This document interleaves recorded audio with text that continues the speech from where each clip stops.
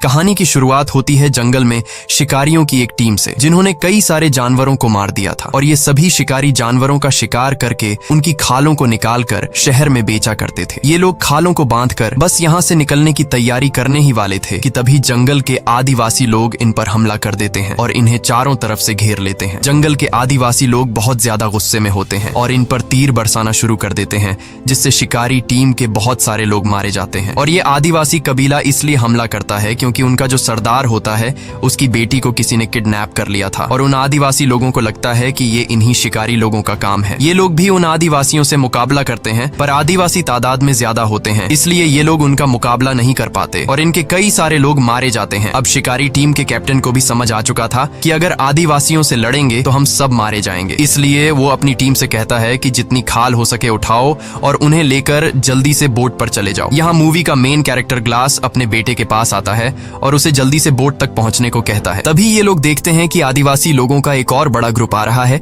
इसलिए ये लोग लड़ना छोड़ देते हैं और अपनी जान बचाने के लिए तेजी से बोट की तरफ भागते हैं। इसी बीच शिकारी टीम के और भी कई सारे लोग मारे जाते हैं। बस कुछ ही लोग बोट तक पहुंचकर यहाँ से निकल जाते हैं। उनके जाने के बाद आदिवासी लोग शिकारियों से बची सारी खालों पर कब्जा कर लेते हैं और कबीले के सरदार को यहाँ अपनी बेटी नहीं मिलती। अब कबीले का सरदार अपने लोगों से कहता है कि यहाँ पर जितनी भी उन अमेरिकन शिकारियों से खालें बची हैं उन्हें उठा लो। इन खालों को हम फ्रेंच शिकारियों को दे देंगे, बदले में हम उनसे घोड़े और बंदूकें ले लेंगे और मेरी बेटी को तब तक ढूंढते रहेंगे जब तक वो मिल नहीं जाती। दूसरी तरफ ये अमेरिकन शिकारी लोग काफी दूर जाने के बाद भी डरे हुए होते हैं और बंदूक तान कर तैयार रहते हैं, क्योंकि उन्हें भी पता था कि वह आदिवासी लोग इनका इतनी आसानी से पीछा नहीं छोड़ेंगे और वो कभी भी इनके ऊपर हमला कर सकते हैं। अब यहाँ पर इन लोगों को समझ नहीं आ रहा होता कि हमें किस तरफ जाना चाहिए। तब कैप्टन ग्लास से पूछता है कि हमें क्या करना चाहिए। ग्लास कहता है कि हमें इस बोट को छोड़ के जमीन के रास्ते चलना चाहिए, क्योंकि वो आदिवासी लोग नदी को फॉलो करते हुए जल्दी हमारे तक पहुंच जाएंगे, इसीलिए जमीन ही हम सबके लिए सबसे सेफ रास्ता है। लेकिन ग्लास की इस बात से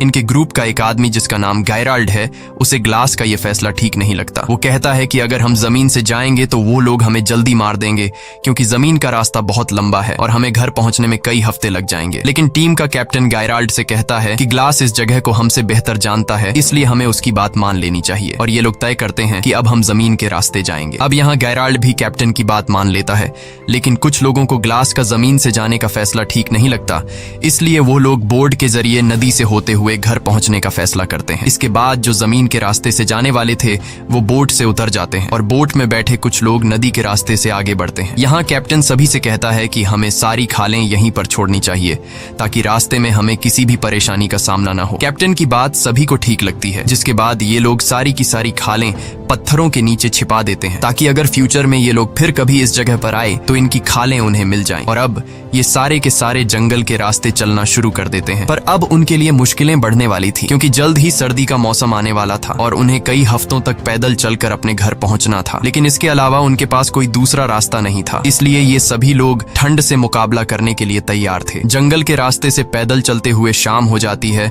और अब ये लोग एक जगह पर रुककर रात यहीं पर गुजारने का फैसला करते हैं। कुछ देर बाद रात हो जाती है और ये सभी जंगल में सो जाते हैं। अगली सुबह हम देखते हैं कि जो लोग ग्लास के जमीन के रास्ते से पैदल चलने का फैसला गलत समझ रहे थे, अब उन लोगों को अपनी गलती का पछतावा होता है। वो आदिवासी लोग आकर उन्हें मार देते हैं और आदिवासी लोग समझ जाते हैं कि कुछ लोग जंगल के रास्ते से पैदल निकल गए, इसलिए ये लोग पूरे जंगल में फैल जाते हैं उन बचे हुए अमेरिकन शिकारियों को ढूंढने। एक आदिवासी को जमीन पर चलने वाले अमेरिकन शिकारियों के पैरों के निशान भी मिल जाते हैं। वह आकर अपने कबीले के सरदार को बताता है। कबीले के सरदार को लगता है कि मेरी बेटी उन्हीं के पास है और अब ये आदिवासी लोग पैरों के निशान को फॉलो करते हुए उनके पीछे जाते हैं। इधर ये लोग लगातार कई घंटों से पैदल जंगल के रास्ते से आगे बढ़ते हैं और ये लोग काफी ज्यादा थक जाते हैं, इसलिए ये लोग कुछ देर आराम करने के लिए यहीं पर डेरा जमा देते हैं और सभी आराम करने लगते हैं। सभी लोगों को भूख लगी हुई थी पर खाने के लिए कुछ भी नहीं था, इसलिए ग्लास शिकार ढूंढने जंगल में अकेला निकल पड़ता है। कुछ दूर आने के बाद उसे महसूस महसूस होता है कि आसपास कोई है, इसलिए ग्लास बंदूक उठाकर रेडी हो जाता है और तभी उसे सामने भालू के 2 छोटे बच्चे दिखाई देते हैं। इससे पहले कि ग्लास वहां से निकल पाता तभी एक बड़ा भालू उस पर हमला कर देता है, जिससे ग्लास के हाथ से बंदूक गिर जाती है। वो भालू ग्लास को उठाकर पटकता है और ग्लास को बुरी तरह से जख्मी कर देता है। अब ग्लास कुछ भी नहीं कर सकता था, इसलिए वो आराम से जमीन पर लेट जाता है। ग्लास जब शांत होता है तो भालू भी वहां से जाने लगता है, लेकिन ग्लास शिकार पाने के लिए किसी तरह करके अपने गन के पास पहुंचता है। तभी वो भालू दोबारा से ग्लास पर हमला करने के लिए आता है। ग्लास जल्दी से बंदूक से उसे गोली मारता है, पर वह गोली भालू के सर में लगने के बजाय उसके गले में लग जाती है, जिससे भालू अब और ज्यादा चिढ़ जाता है और अपने पंजों से ग्लास के गले को चीर देता है। लेकिन भालू रुकता नहीं और वो ग्लास के पूरी बॉडी को बुरी तरह से अपने पंजों से काट देता है। गोली लगने की वजह से भालू भी कमजोर हो चुका था। ग्लास अब किसी तरह करके चाकू निकालकर उस भालू पर कई वार करता है, जिससे ये दोनों ढलान से लुढ़कते हुए नीचे गिर जाते हैं, जिसके बाद वह भालू भी ग्लास के ऊपर गिर जाता है। लेकिन भालू मर चुका था और ग्लास भी लगभग मर ही चुका होता है, क्योंकि भालू ने उसका गला पूरी तरह से फाड़ दिया था और इसकी पूरी बॉडी पर गहरे जख्म थे। ग्लास बहुत ही ज्यादा तकलीफ में था। ग्लास ने जब भालू पर गोली चलाई थी तब गोली की आवाज उसके साथियों ने सुन ली थी, इसलिए ग्लास के साथी उसे ढूंढते हुए वहां पर पहुंच जाते हैं और वो देखते हैं कि ग्लास के ऊपर भालू गिरा हुआ है। वो बड़ी मुश्किल से भालू को उसके ऊपर से हटाते हैं और ग्लास को अपने साथ ले जाते हैं। अब उनमें से एक आदमी ग्लास के घावों को सीना शुरू करता है। दर्द के मारे ग्लास का बुरा हाल हो गया था। उसका गला बुरी तरह से कट चुका है और उसके पूरे बॉडी पर काफी गहरे जख्म हैं। ग्लास के जख्मों को देखते हुए ये लोग समझते हैं कि ग्लास अब जिंदा नहीं रह पाएगा और कुछ ही घंटों में उसकी मौत हो जाएगी। दूसरी तरफ आदिवासी कबीले का सरदार अमेरिकन शिकारियों से जो खालें बची हुई थीं, वो इन खालों को फ्रेंच शिकारियों को दे देता है, जिसके बदले वो उनसे बंदूकें और घोड़े ले लेता है, जिसका मतलब इन अमेरिकन शिकारियों यानी ग्लास और उसके साथियों के लिए मुश्किलें बढ़ने वाली थीं, क्योंकि इससे पहले ये आदिवासी तीर कमान से हमला किया करते थे, लेकिन अब आदिवासियों के पास घोड़े और बंदूकें भी आ गई थीं। अब ग्लास बुरी तरह से जख्मी होने की वजह से चल नहीं सकता था, इसलिए ये लोग ग्लास के लिए लकड़ी का एक स्ट्रेचर बनाते हैं। वो ग्लास को उसके ऊपर रखते हैं और आगे बढ़ना शुरू करते हैं। इस तरह से ये लोग बारी बारी से ग्लास को उठाते हैं। ये लोग ग्लास को काफी दूर तक ले आते हैं, पर आगे का रास्ता बहुत ही मुश्किल था, क्योंकि आगे एक ऊंचा पहाड़ था जहां से इन लोगों को गुजरना था। ये पहाड़ी रास्ता इतना खराब था कि वहां से अकेला आदमी भी ठीक से नहीं चढ़ पाता था, इसलिए ग्लास को यहाँ से चढ़ाना नामुमकिन था। ये लोग फिर भी कोशिश करते हैं, पर ये लोग ग्लास को नहीं चढ़ा पाते। तभी उनका जो कैप्टन होता है वो अपने एक आदमी को बोलता है कि ग्लास के मुंह पर कपड़ा रखो। दरअसल वो ग्लास को गोली मारने वाला होता है, क्योंकि उसको लगता है कि ग्लास तकलीफ से गुजर रहा है और वैसे भी ग्लास अब बच नहीं सकता। ग्लास दर्द से तड़प रहा होता है और उसको यहाँ से घर ले जाना लगभग नामुमकिन है। कैप्टन ग्लास को मारने ही वाला होता है कि तभी ग्लास का बेटा सामने आकर बोलता है कि ऐसा मत करो। कैप्टन को उस पर तरस आ जाता है और वो ग्लास को गोली नहीं मार पाता, क्योंकि ग्लास की वजह से ये सभी जिंदा बचे होते हैं। कैप्टन वहाँ पर मौजूद सभी लोगों से कहता है कि जो भी 2 लोग ग्लास के मरने तक उसके पास रुकेंगे उसे गाँव वापस आते ही $70 दिए जाएंगे। कैप्टन कहता है कि ग्लास ने हम सबकी मदद की है और कैप्टन चाहता था कि ग्लास को नेचुरल डेथ मिले और जब ग्लास मर जाए तो उसका अंतिम संस्कार करके वो 2 लोग भी वापस आ जाएं। अब ग्लास का बेटा फौरन बोलता है कि मैं रुकूंगा, और वहाँ पर एक लड़का और होता है जिसका नाम फ्रेजर है। वो कहता है कि मैं रुकूंगा चाहे $70 मिले या ना मिले। अब ग्लास का बेटा हॉक और फ्रेजर दोनों उम्र में छोटे थे, इसलिए कैप्टन कहता है कि एक और आदमी भी इनके पास रहना चाहिए। यहाँ गेराल्ड सामने आकर बोलता है कि मैं रुकूंगा, पर $70 बहुत कम है। तब कैप्टन बोलता है ठीक है, $100 मिलेगा। और तभी जो ग्लास का बेटा और जो दूसरा लड़का होता है वो कहते हैं कि तुम हमारे डॉलर भी रख सकते हो। ये सुनकर गेराल्ड कहता है $300 काफी है, इससे मैं अपना घर खरीद सकता हूँ, और वैसे भी 2 से 3 दिनों की बात है, इससे ज्यादा दिन ग्लास जिंदा नहीं बच पाएगा। और गेराल्ड भी उनके साथ रुकने के लिए तैयार हो जाता है। अब ये 3 लोग ग्लास के पास यहाँ पर रुक जाते हैं और बाकी सब आगे निकल जाते हैं। गेराल्ड ग्लास के पास ही बैठ जाता है और ग्लास के मरने का इंतजार करने लगता है, लेकिन ग्लास मरने का नाम तक नहीं ले रहा होता। अगले दिन ग्लास का बेटा और वो दूसरा लड़का पेट भरने के लिए शिकार और पीने के लिए पानी लेने चले जाते हैं। तब गेराल्ड पास ही में एक घड़ा खोदने लग जाता है, लेकिन गेराल्ड ऐसा क्यों कर रहा है? क्या वह ग्लास को जिंदा दफनाने का सोच रहा है? ये तो हमें आगे ही पता चलेगा। इस तरह से और भी कई घंटे गुजर जाते हैं और जब गेराल्ड देखता है कि ग्लास अभी तक नहीं मरा, तब वो गुस्से से ग्लास के पास आता है और ग्लास से कहता है कि तुम मरते क्यों नहीं? तुम्हारी वजह से हम सबकी जान चली जाएगी, क्योंकि आदिवासी लोग अभी भी पागलों की तरह हमें ढूंढ रहे हैं, और अगर आदिवासी यहाँ पर आ गए तो वो हम सबको मार देंगे और तुम अपनी जान देकर अपने बेटे की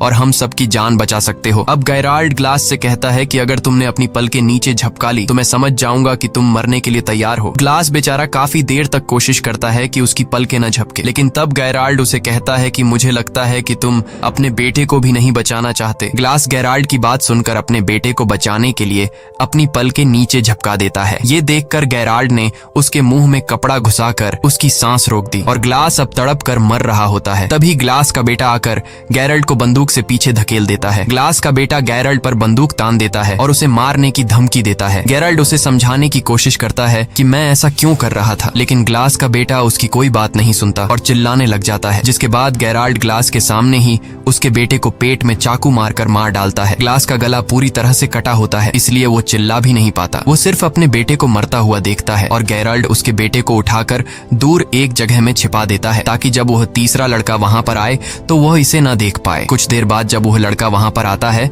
वो गेराल्ड से पूछता है कि हॉक कहाँ है। तब गेराल्ड उसे बताता है कि वो आसपास ही होगा, थोड़ी देर में आ जाएगा। ग्लास बेचारा उस लड़के जिसका नाम ब्रीजर है उसे बताने की कोशिश करता है कि गेराल्ड ने मेरे बेटे को मारा है, पर वह बता नहीं पाता क्योंकि उसके मुंह से आवाज नहीं निकल सकती। अब रात होती है, गेराल्ड और ब्रीजर सो जाते हैं। अगली सुबह गेराल्ड ब्रीजर को जगाकर उससे झूठ बोलता है कि मैंने यहाँ से कुछ ही दूरी पर 20 आदिवासी कबीले के लोगों को हमारी तरफ तेजी से आते हुए देखा। अगर वो यहाँ तक पहुंचे तो हमारे टुकड़े टुकड़े कर देंगे। ये सुनकर ब्रीजर डर जाता है और बोलता है कि अगर हम चले गए तो ग्लास और उसके बेटे हॉक का क्या होगा, जिस पर गेराल्ड कहता है कि अगर हॉक जिंदा होगा तो हमें ढूंढ लेगा। फिर वो लड़का कहता है कि ग्लास अभी जिंदा है और हमने कैप्टन से वादा किया था कि ग्लास के मरने के बाद हम उसका अंतिम संस्कार पूरे रीति रिवाज से करके यहाँ से निकलेंगे। ये सुनने के बाद गेराल्ड ग्लास को पैरों से पकड़कर बहुत बुरी तरह से खींचता है। ग्लास के पूरे शरीर में घाव होते हैं और वो दर्द से चिल्ला रहा होता है। अब गेराल्ड ने एक दिन पहले जो कब्र खोदी थी उसमें ग्लास को जिंदा डाल देता है और ऊपर से मिट्टी डालना शुरू कर देता है। तब वो लड़का कहता है कि ये तुम क्या कर रहे हो। गेराल्ड कहता है कि ये आज नहीं तो कल मर ही जाएगा और जैसा कि हमने वादा किया था उसका अंतिम संस्कार पूरे रीति रिवाज से किया जाएगा, तो मैंने अपना वादा पूरा कर लिया है। वो उसके ऊपर थोड़ी सी मिट्टी डाल देता है और वहां से चला जाता है और उस लड़के को बोलता है कि तुम भी मेरे साथ चलो। ब्रीजर को ग्लास के इस हाल के लिए बहुत दुख होता है। वो ग्लास से कहता है कि सॉरी मिस्टर ग्लास, मुझे जाना होगा, और ये कहकर वो पानी की एक बॉटल ग्लास के ऊपर रखकर वहां से निकल जाता है। अब यहाँ पर ग्लास अकेला है, वो तड़प रहा है। ग्लास कई घंटों तक उसी जगह पर जहाँ उसे दफनाकर चले गए थे अधमरी हालत में लेटा रहता है। वो सोचता है कि यहाँ पड़े पड़े वैसे भी मरना है तो क्यों न बचने की कोशिश की जाए। वो पूरी हिम्मत जुटाकर अपने हाथ पैर हिलाता है और बहुत तकलीफ से गुजरकर वो कब्र से बाहर निकलता है। ग्लास बहुत ज्यादा तकलीफ में होता है। वो रेंगते हुए सीधा उस जगह पर जाता है जहाँ उसके बेटे की लाश है। वो अपने बेटे की लाश को देखकर पूरी तरह से टूट जाता है और बदले की आग में जलने लगता है। उसके बाद वो अपने बेटे की लाश के ऊपर सिर रखकर सो जाता है। दूसरी तरफ सुबह होने पर गेराल्ड ब्रीजर को उठाकर कहता है कि जल्दी उठो, हमें यहाँ से निकलना होगा। आदिवासी कबीले के 12 लोग हमारे पीछे आ रहे हैं। ये सुनकर ब्रीजर गेराल्ड से कहता है कि तुमने तो कहा था हमारे पीछे 20 लोग लगे हैं। वो समझ जाता है कि गेराल्ड ने उससे झूठ कहा था, इसलिए वो गेराल्ड पर बंदूक तान लेता है। तब गेराल्ड ब्रीजर से कहता है कि तुम्हें तो मेरा शुक्रिया अदा करना चाहिए। मैंने तुम्हारी जान बचाई और तुम्हें डराना जरूरी था, क्योंकि एक अधमरे इंसान के साथ हम अपनी जान खतरे में नहीं डाल सकते थे। वैसे भी ग्लास मरने वाला था और अगर तुम जिंदा रहना चाहते हो तो मैं जैसा कहता हूँ वैसा करो, वरना तुम अकेले ग्लास के पास वापस जा सकते हो। ये सुनकर डर के मारे ब्रीजर गेराल्ड की बात मान लेता है और उसके साथ आगे बढ़ने लगता है। दूसरी तरफ ग्लास उसी जगह पर होता है और अब ग्लास को भूख लगती है। वो रेंगता हुआ एक जगह पर जाता है जहाँ किसी जानवर का स्कल पड़ा होता है। वो उसमें से एक हड्डी तोड़ता है और जो सूखा हुआ मांस होता है उसे खाता है। फिर वो रेंगता हुआ एक पहाड़ी के छोर तक जाता है जहां वो देखता है कि नीचे एक नदी है। ग्लास को अब प्यास भी लगी थी। वो बड़ी मुश्किल से उसी तरह रेंगता हुआ उस नदी के किनारे पहुंच जाता है और पानी पीने लगता है। लेकिन जब वो पानी पीता है तो पानी उसकी गर्दन से बाहर निकल जाता है क्योंकि उसकी गर्दन कटी हुई थी। अब ग्लास को सबसे पहले अपने घावों का इलाज करना था। उसके पास थोड़ा बारूद बचा होता है। वो सूखी घास इकट्ठा कर आग जला लेता है और थोड़ा सा बारूद अपनी गर्दन के उस हिस्से पर डालता है जहां गला कटा हुआ था। फिर वो एक जली हुई लकड़ी को अपनी गर्दन में लगाता है जिससे बारूद जलकर एक चिंगारी पैदा होती है और उस चिंगारी से उसकी गर्दन जल जाती है। वो ऐसा इसलिए करता है ताकि जलने से जो उसका घाव फटा हुआ है वो चिपक जाए। इस दौरान ग्लास को बहुत दर्द होता है और दर्द के मारे वो बेहोश हो जाता है। उसके बाद ग्लास कई दिनों तक उसी नदी के किनारे रहता है। वो पानी पीकर और मरे हुए जानवरों का मांस खाकर अपने आप को जिंदा रखता है। एक दिन वो आदिवासी कबीले वाले लोग उसी नदी के किनारे आ जाते हैं और इससे पहले कि वो ग्लास को देख पाते, ग्लास जल्दी से नदी में कूद जाता है। वो नदी में तैरता हुआ उन आदिवासी लोगों से काफी दूर चला जाता है। नदी के इस बर्फीले ठंडे पानी में रहने के बाद ग्लास का ठंड से बुरा हाल हो गया था। वो बहुत मुश्किल से आग जलाकर अपनी बॉडी को गर्म करता है और अब यहीं पर रहने का फैसला करता है। इस तरह से ग्लास को यहाँ पर रहते हुए काफी दिन गुजर जाते हैं। अब उसके जख्म भी ठीक हो चुके थे और ग्लास थोड़ा बहुत चलने लगा था। नदी के किनारे होने की वजह से उसे पानी की तो कोई कमी नहीं थी, लेकिन पेट भरकर खाना उसे बहुत मुश्किल से मिलता था। वो वहां नदी से मछली पकड़कर उसे कच्चा खाकर गुजारा किया करता था और अपने आप को जिंदा रखता। अब एक रात को जब वो सो रहा होता है तभी उसको आग की कुछ लपटें दिखाई देती हैं और जब वो उस तरफ जाता है तो वहां पर एक आदमी होता है जिसने बहुत बड़ा शिकार किया था और वो उसे खा रहा होता है। ग्लास उसके पास जाता है और जैसे ही वो ग्लास को देखता है वो अपना तीर और कमान उस पर तान देता है। ग्लास इशारों से बताता है कि मैं तुम्हारे लिए कोई खतरा नहीं हूँ, मुझे बस खाना चाहिए। वो आदमी समझ जाता है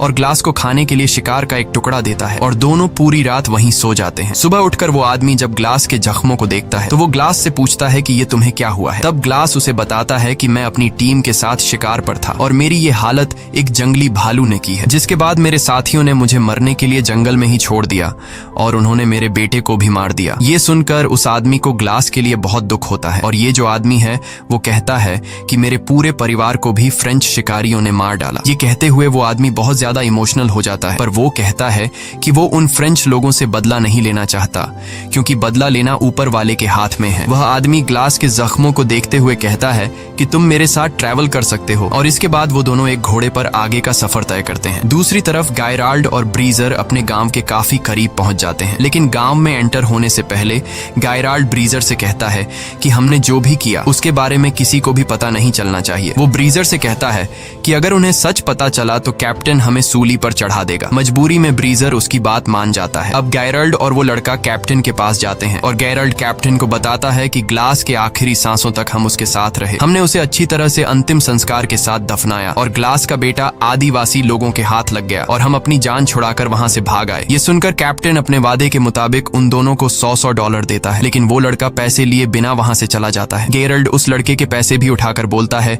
कि सफर में जो कुछ भी हुआ उससे ये लड़का सदमे में है, इसीलिए वो ऐसा कर रहा है और गैरल्ड भी वहां से बाहर निकल जाता है। दूसरी तरफ ग्लास बर्फ में उस आदमी के साथ आगे का सफर तय कर रहा होता है और तभी बर्फ का तूफान शुरू हो जाता है। ग्लास बीमार था और उसके जख्म सड़ रहे थे और इस वजह से वो बेहोश हो जाता है। इसके बाद वो आदमी ग्लास के लिए लकड़ी का एक छोटा सा झोपड़ा बनाता है और ग्लास के सारे कपड़े उतार कर उसे उसके अंदर रख देता है और उसे चारों तरफ से ढककर सामने आग जलाता है ताकि उसको गर्मी मिल सके। इस तरह से रात गुजर जाती है और अगली सुबह जब ग्लास उठता है तो वो चारों तरफ देखता है पर वो आदमी कहीं भी नहीं होता और जब वो थोड़ा आगे जाता है तो देखता है कि किसी ने उस आदमी को फांसी लगाकर पेड़ से लटका दिया है और वहीं कुछ दूरी पर ग्लास फ्रेंच शिकारियों को देखता है। ग्लास समझ जाता है कि इन्हीं लोगों ने उस आदमी को फांसी पर लटकाया है। अब ग्लास उनके घोड़ों तक पहुंचता है और वहां ग्लास देखता है कि एक फ्रेंच शिकारी एक लड़की के साथ रेप कर रहा है और ये लड़की कोई और नहीं बल्कि आदिवासी कबीले के सरदार की बेटी थी। असल में ये वही फ्रेंच शिकारी थे जिनसे आदिवासी कबीले के सरदार ने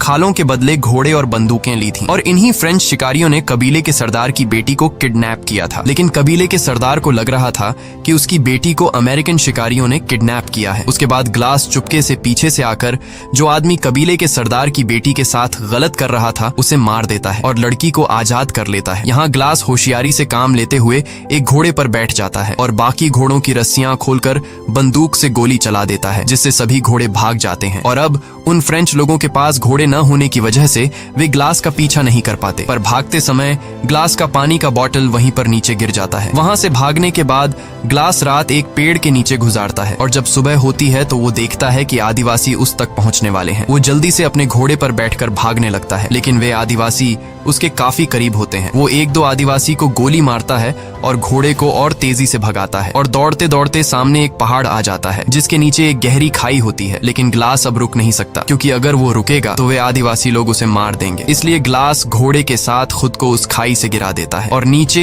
एक पेड़ से टकराता हुआ सीधा बर्फ में गिरता है। घोड़ा डायरेक्ट नीचे छोटे चट्टानों पर गिरने से मर जाता है, लेकिन ग्लास अभी भी जिंदा है क्योंकि वो पेड़ से टकराते हुए बर्फ की मोटी परत पर गिरता है, पर उसकी हालत अब काफी ज्यादा खराब होती है। तभी वहां तेज तूफान आता जाता है और ठंड बहुत ज्यादा बढ़ जाती है। अब अगर ग्लास ने अपने लिए कोई गर्म जगह नहीं ढूंढी तो वो ठंड में जमकर मर जाएगा। अब ग्लास ठंड से बचने के लिए घोड़े के पेट को काटता है और उसके अंदर से सभी पार्ट्स बाहर निकालता है और रात को वहीं सो जाता है, क्योंकि वो जानता है कि अगर वह बाहर रहा तो ठंड से मर जाएगा। वो किसी तरह पूरी रात उस घोड़े के पेट के अंदर गुजारता है। सुबह जब वो उठता है तो वो देखता है कि मौसम अब नॉर्मल हो चुका है और एक बार फिर से वो अपना सफर जारी रखता है। वहीं दूसरी तरफ हम देखते हैं कि जहां पर ग्लास को पहुंचना है वहां एक फ्रेंच शिकारी आता है और वह अमेरिकन शिकारियों से मदद मांगता है। ये लोग उसे अंदर ले आते हैं। कैप्टन उससे पूछता है कि आखिर तुम्हारे साथ क्या हुआ? तो वह आदमी बताता है कि एक आदमी आया था जिसने हमारे कैप्टन को मार दिया और फिर उसने हमारे सभी घोड़ों को आजाद कर दिया। असल में यह आदमी ग्लास की बात कर रहा था और जो आदमी कबीले के सरदार की बेटी के साथ गलत कर रहा था वह असल में उन फ्रेंच शिकारियों का कैप्टन था। वह आदमी बताता है कि घोड़ों के आजाद होने के बाद हमारी पूरी टीम बिखर गई। सर्दी के चलते हमारे कुछ लोग मर गए और कुछ को तो बेड़ियों ने मार दिया। सबूत के तौर पर यह आदमी इन लोगों को अपने साथियों का कुछ सामान दिखाता है और वह एक पानी की बोतल को दिखाते हुए कहता है कि जिस आदमी ने हमारे कैप्टन को मारा उसे जाते हुए यह पानी की बोतल गिर गई थी और यह वही बोतल होती है जो ब्रीजर ने ग्लास को उस जगह छोड़ते हुए उसके ऊपर रख कर आ गया था। ब्रीजर कहता है कि यह तो ग्लास की बोतल है जो कि मैंने उसे दी थी। अब ये लोग उस आदमी से पूछते हैं कि ग्लास ने तुम्हारे कैप्टन को कहाँ मारा था और वह आदमी 30 मील दूर वह जगह उन्हें बता देता है। जिसके बाद कैप्टन ब्रेजर और कुछ लोग ग्लास को ढूंढने के लिए घोड़ों पर निकल पड़ते हैं और यहाँ गेराल्ड को समझ आ जाता है कि अब वो फंसने वाला है। कई घंटों के सफर के बाद रात हो जाती है और ये लोग उस जगह तक पहुंच जाते हैं जहां पर उस आदमी को बोतल मिली थी। कैप्टन सभी लोगों को चारों तरफ ग्लास को ढूंढने के लिए कहता है और तभी उन्हें दूर से एक आदमी दिखाई देता है। जब ये लोग उसके करीब जाते हैं तो वो कोई और नहीं बल्कि ग्लास होता है और ग्लास को देखकर कैप्टन एकदम शॉक हो जाता है, क्योंकि गेराल्ड ने तो उसे मरा हुआ बता दिया था। कैप्टन ग्लास के पास आकर उससे पूछता है कि तुम्हारे साथ क्या हुआ था। तब ग्लास उसे सारी सच्चाई बता देता है। जिसके बाद कैप्टन गेराल्ड को पकड़ने के लिए तेजी से वापस अपने गांव आता है और गेराल्ड को ढूंढता है, लेकिन गेराल्ड तिजोरी से सारा पैसा चुराकर भाग गया होता है। कैप्टन गुस्से में ब्रीजर को मारता है और अपने आदमियों से कहता है कि ब्रीजर को अरेस्ट कर लो, लेकिन ग्लास कैप्टन से कहता है कि इसमें ब्रीजर की कोई गलती नहीं थी। वहां जो कुछ भी हुआ ब्रीजर को उसके बारे में कुछ भी नहीं पता, इसलिए तुम उसे छोड़ दो। और अब कैप्टन यह तय करता है कि मैं गेराल्ड को पकड़ने के लिए जाऊंगा, क्योंकि उसने ग्लास के बेटे का मर्डर किया और उसने पैसा भी चोरी किया। तब ग्लास बोलता है कि मैं भी तुम्हारे साथ जाऊंगा, लेकिन कैप्टन कहता है नहीं, तुम्हें अभी आराम की जरूरत है, मैं अकेले उसे मारने जाऊंगा। ग्लास कहता है नहीं, मैं उसके लिए बहुत दूर से सफर तय करके आया हूँ और उसे सिर्फ मैं मारूंगा। जिसके बाद कैप्टन ग्लास की बात मान लेता है और ये दोनों घोड़ों पर गेराल्ड को मारने निकल पड़ते हैं। ये दोनों गेराल्ड के घोड़े के पैरों के निशानों को फॉलो कर रहे होते हैं और काफी दूर तक जाने के बाद ये दोनों अपना अपना रास्ता बदल लेते हैं। कैप्टन ग्लास से कहता है कि तुम दाएं रास्ते से जाओ और मैं बाएं वाले रास्ते से जाऊंगा। अब ये दोनों एक दूसरे से अलग हो जाते हैं और जब कैप्टन गेराल्ड को ढूंढ रहा होता है तो गेराल्ड एक बड़े से पत्थर के पीछे से निकलता है और कैप्टन को गन पॉइंट पर लेकर कहता है कि कैप्टन तुम यहाँ पर क्या कर रहे हो। कैप्टन उसे कहता है कि तुम्हारे ऊपर खून का इल्जाम है, इसलिए तुम मेरे साथ चलो, लेकिन गेराल्ड नहीं मानता। अब जैसे ही कैप्टन जेब से बंदूक निकालकर उसे मारने ही वाला होता है तभी गेराल्ड कैप्टन को शूट कर लेता है, जिससे कैप्टन की मौत हो जाती है। गोली की आवाज सुनकर ग्लास उस तरफ आता है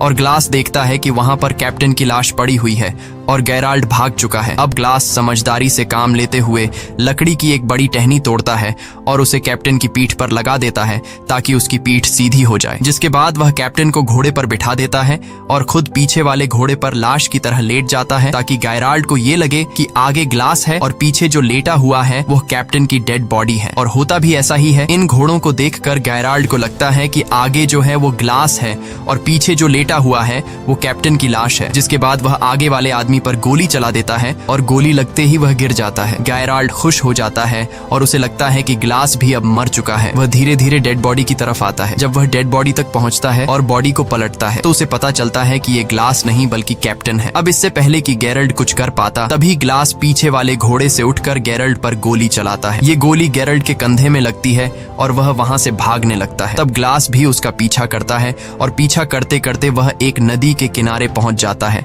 जहां पर इन दोनों के बीच एक बड़ी फाइट होती है। ये दोनों ही एक दूसरे को बुरी तरह से घायल कर देते हैं और तभी हम देखते हैं कि नदी के उस पार वो आदिवासी कबीले वाले आ जाते हैं जो इन लोगों को मारना चाहते हैं। और जब ग्लास गेरल्ड को मारने वाला होता है तभी उसे उस आदमी की याद आती है जिसने उसे खाने के लिए मांस दिया था और बाद में फ्रेंच लोगों ने उसे सूली पर चढ़ा दिया था। उसने एक बार ग्लास से कहा था कि जो इंसान किसी दूसरे इंसान के साथ बुरा करता है उससे बदला लेने के बजाय ऊपर वाले के सहारे पर छोड़ देना चाहिए। इसलिए ग्लास भी गेराल्ड को नदी में छोड़ देता है। नदी में बहते हुए गेराल्ड दूसरी तरफ पहुंच जाता है जहां वो आदिवासी उसे पकड़कर मार देते हैं और अब वे लोग नदी पार करके ग्लास की तरफ आते हैं, पर वे लोग ग्लास को कुछ नहीं कहते और ग्लास को वहां पर छोड़कर जाने लगते हैं। असल में कबीले के सरदार को उसकी बेटी मिल गई होती है और ये वही लड़की होती है जिसका रेप होते हुए एक बार ग्लास ने उसे फ्रेंच लोगों से बचाया था। ये लड़की अपने पिता को ग्लास के बारे में बताती है कि उसने मेरी जान बचाई थी और यही वजह होती है कि वे लोग ग्लास को वहां पर छोड़कर चले जाते हैं। इसी के साथ ये कहानी खत्म हो जाती है। अगर आपको वीडियो अच्छी लगी हो तो हमारे चैनल को सब्सक्राइब और वीडियो को लाइक जरूर कीजिएगा।